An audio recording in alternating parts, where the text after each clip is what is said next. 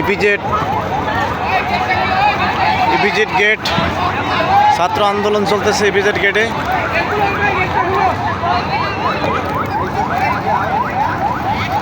এটা EPZ gate, ছাত্র আন্দোলন আজকে অবরোধ। এখানে আমরা যেতে পারিনি, এখানে গাড়ি রেখে হেঁটে যাচ্ছি।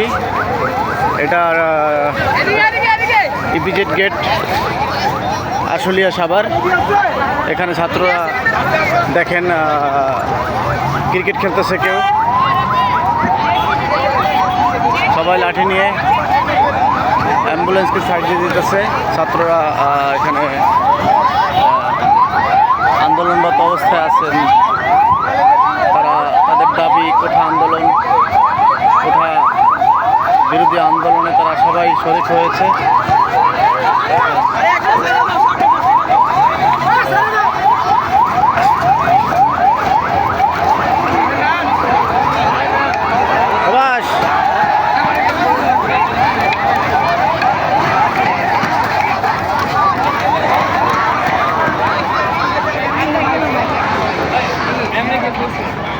अरे भाई